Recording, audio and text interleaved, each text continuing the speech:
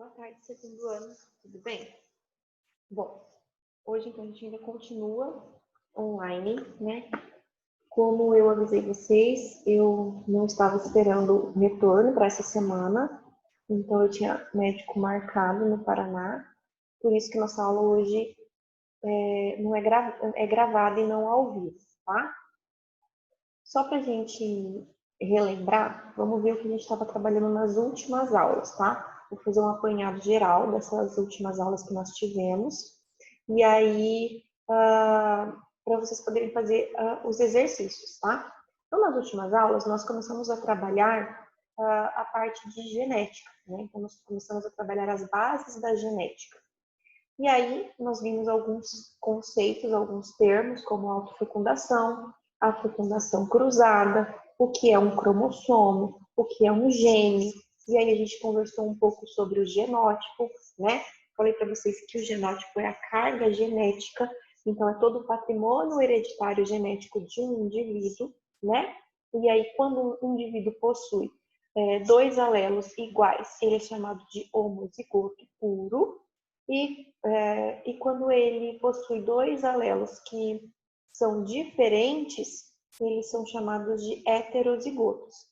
E lembrando que um alelo pode dominar o outro, então quando os dois são diferentes, a gente tem o heterozigoto, que normalmente é o híbrido, e aí vai ter um recessivo e um dominante, né? Que é representado por uma letra maiúscula e por uma letra minúscula.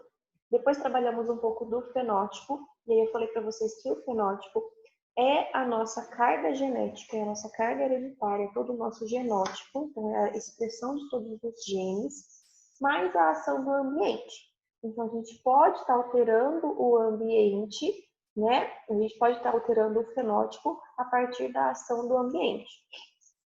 E falamos um pouquinho da fenocópia, que eu falei para vocês que eram as mais intensas ações ambientais para o aparecimento de um fenótipo totalmente distinto daquele que o seu genótipo corresponde.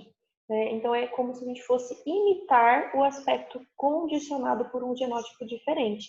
E aí, o exemplo que eu citei para vocês foi a tintura do cabelo, né? Falamos um pouquinho sobre linhagem, e aí a gente viu que existem as linhagens.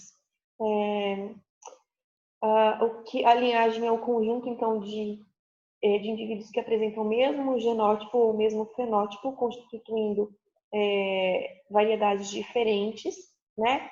Então, se você tem os homozigotos dominantes e eles determinam uma característica, ele é de uma linhagem.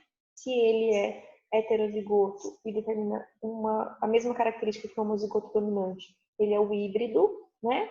E se ele é recessivo e determina uma outra característica, ele é de outra linhagem. Então, por exemplo, a apostila traz para vocês a questão da pelagem, né? Então, o dominante emisão, ele tem pelagem branca. O heterozigoto, que é o híbrido, que é o emisão, também determina a pelagem branca.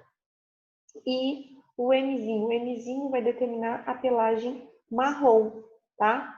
Então, mesmo que nós temos duas classes fenotípicas diferentes, os indivíduos de pelagem branca e os indivíduos de pelagem marrom, eles são da mesma linhagem, tá? Então, dentre os animais de pelagem marrom, todos possuem o genótipo recessivo. E entre aqueles que possuem a pelagem branca, há indivíduos com genótipo homozigoto dominante e indivíduos com genótipo heterozigoto.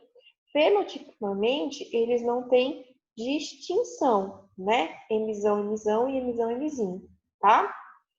Então, a linhagem genotípica e a linhagem fenotípica também podem ser denominadas por classe genotípica ou classe fenotípica, isso de acordo com a sua expressão. E o que é descendência? Esse termo eu não utilizei com vocês nas aulas anteriores, né? Então, descendência é o termo utilizado para designar, né, para representar os indivíduos originados por um determinado casal, tá? Então, são os filhos do casal. Descendência, a gente ainda não tinha falado essa palavra.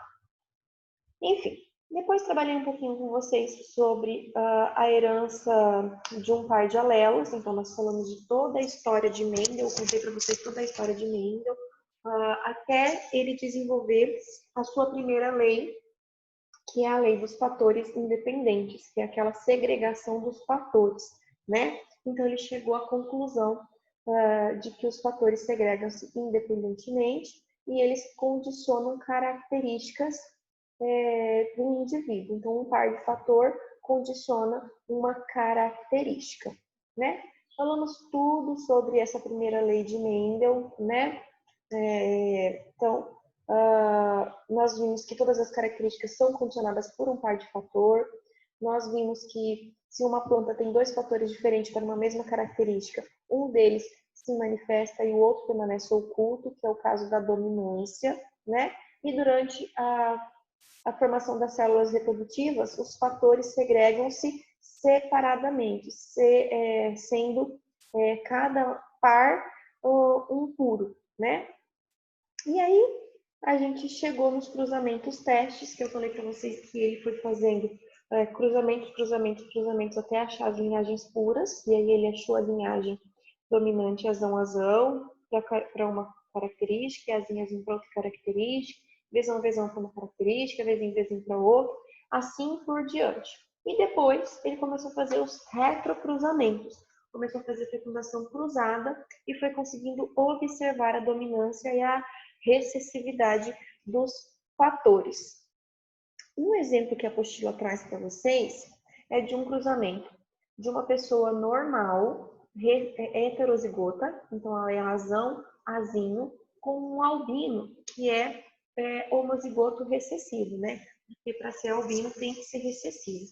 E aí, quando ele faz o cruzamento aí na apostila, o normal pode produzir dois gametas, ele pode produzir um azão e pode produzir um azinho, né?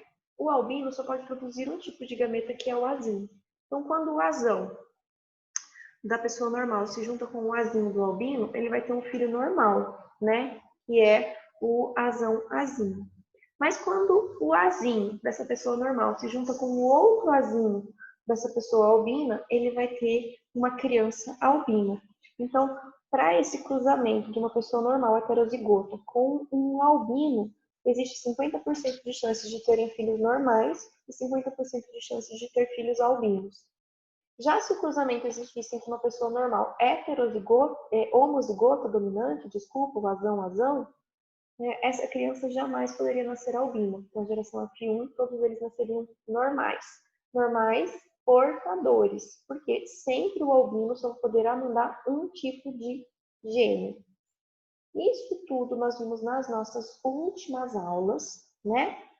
E aí, o que eu quero? Inclusive, eu já passei um conteúdo adiante, que eu já trabalhei com vocês a segunda lei de Mendel. Nós fizemos um exercício até da segunda lei de Mendel, que é a lei da segregação dos fatores independentes, né? E a gente já viu como que eles são produzidos, que não é nem nessa unidade, é na próxima unidade. E aí, o que eu quero que vocês façam agora? Para essa aula, vocês vão fazer para mim os exercícios de aplicação, tá? Então, vocês vão fazer para mim, para essa aula, o módulo 97, tá? Que vai falar um pouquinho dos conceitos básicos. São 3 exercícios ali de marca X, bem tranquilinho, tá? E aí, depois, vocês vão fazer para mim o módulo 98. O módulo 98, ele vai falar da primeira lei de Mendel mesmo. E aí, o exercício 1, ele é um marca X. O exercício 2 vai falar desses cruzamentos, inclusive é de albinismo. Então, lembrem-se que uma pessoa homozigota dominante, ela tem 2 genes azão, e não vai ter um filho albino jamais. Uma pessoa heterozigota, azão-azinho, ela é normal, porém portadora do gene que determina o albinismo.